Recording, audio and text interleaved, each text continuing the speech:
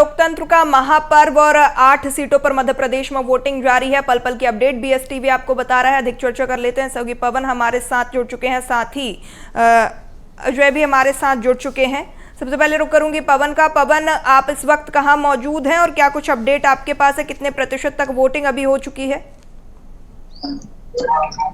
जी, अगर देवास की बात करें तो यहाँ पर 52.11% वोटिंग 1 बजे तक नोट की गई है जी। यहाँ पर 11 बजे के बाद अचानक वोटिंग प्रतिशत में कमी आई है। जैसे जैसे धूप बढ़ी वैसे वैसे वोटिंग प्रतिशत में कमी आई है।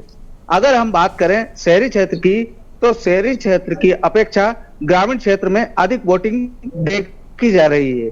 ग्रामीण क्षेत्र में अभी भी कतारबद्ध तरीके से ग्रामीण वोटिंग कर रहे हैं। जी पूर्वी।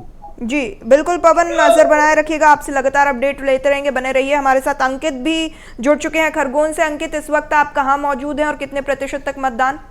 जी पूर्वी में बिल्कुल बता दूं, मैं इस वक्त खरगोन के देवी अहिल्या क्रमांक 1 विद्यालय में मौजूद हूं। यहाँ पर पोलिंग बूथ बना हुआ है, जिस पर गर्मी को देखते हुए माकूल व्यवस्थाएं की गई है। और अगर वोटिंग परसेंटेज की बात की जाए तो बहुत ही अच्छा प्रतिशत देखने को मिला है। खरगोन जिले में पूरे लोकसभा क्षेत्र में एक बजे तक का जो प्रतिशत रहा हो, करीब 51% का मतदान हुआ है। ये बहुत ही अच्छी खबर है, क्योंकि अगर पिछले मतदान की बात की जाए, पिछले लोकसभा चुनाव की, तो करीब 68% मतदान हुआ था, जो कि करीब शाम को 6 बजे तक का था। ऐसे में 51% का जो मतदान है 1 बजे तक का होना बहुत ही अच्छी खबर है, क्योंकि प्रशासन के द्वारा लगातार स्वीप एक्टिविटीज चलाकर लोगों को जागरूक किया गया था, मतदान के प्रति जागरूक किया गया था। उसका यह जो परिणाम देखने को मिले कि अच्छा वोटिंग।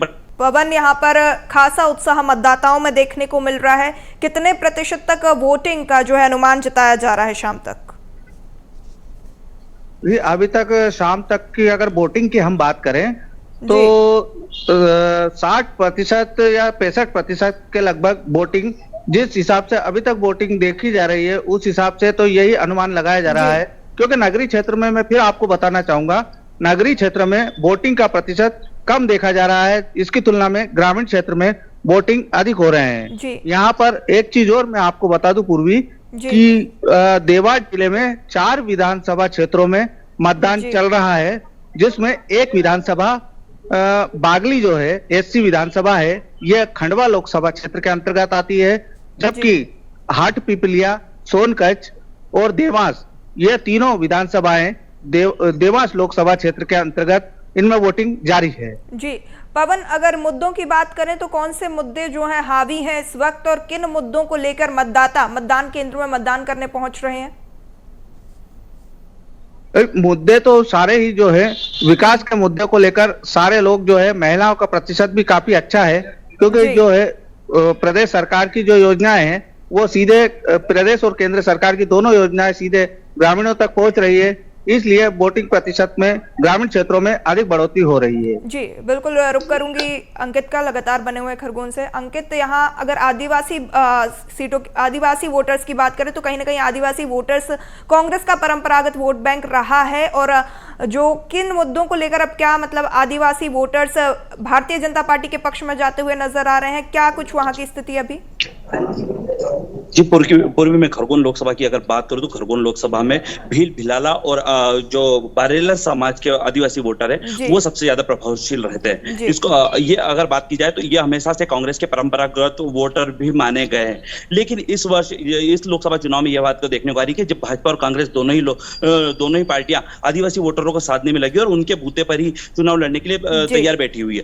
ऐसे में अगर खरगोन लोकसभा क्षेत्र की बात की जाए तो यहाँ पे स्थानीय मुद्दों को गौण करके सिर्फ राष्ट्रीय मुद्दों पे ही जो यहाँ के लोकल प्रत्याशी है वो चुनाव लड़ रहे हैं। भाजपा की अगर बात की जाए, भाजपा के गजेंद्र पटेल सिर्फ मोदी के चेहरे पर चुनाव लड़ते नजर आ रहे हैं और राम राज्य को लेकर ही चुनाव लड़ते नजर आ रहे हैं। ऐसे में कांग्रेस की अगर बात की जाए तो कांग्रेस के द्वारा सिर्फ एक मुद्दा उठाया गया है कि संविधान को खतरे में और संविधान को बचाना, इसको लेकर अधिक से अधिक मतदान किया जा रहा है, करवाया जा रहा है। लेकिन दोनों ही जो मुद्दे हैं ये स्थानीय लोगों के लिए विकास की कोई बात नहीं की जा रही है। ऐसे में यह बहुत ही चिंताजनक विषय है कि आने वाले चुनाव में अगर लोकसभा क्षेत्र पे किसी भी तरीके का स्थानीय मुद्दा नहीं है, सिर्फ राष्ट्रीय मुद्दों पर ही चुनाव लड़े जा रहे हैं।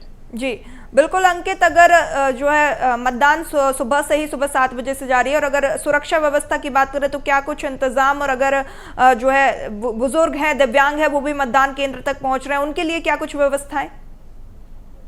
जी बिल्कुल पूर्वी बुजुर्ग और मतदान जो दिव्यांग लोग हैं उनके लिए मतदान के लिए बहुत ही सुलभ व्यवस्था की गई है जिला प्रशासन के द्वारा। इन लोगों को, बुजुर्ग और दिव्यांग लोगों को जी अपना मतदान कर सकते हैं। और दूसरी और बात की जाए अगर सुरक्षा व्यवस्था की यहाँ पर माकूल व्यवस्था की गई है।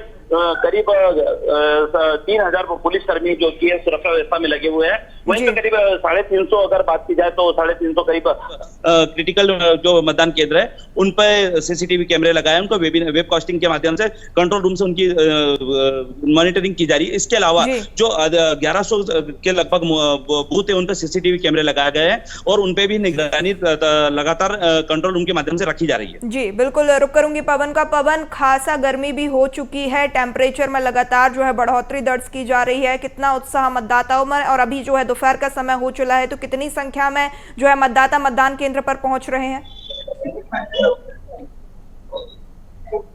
जी पूर्वी, आप देख सकते हैं मेरे पीछे ये मतदान केंद्र, 2-3 मतदान केंद्र यहाँ पर है।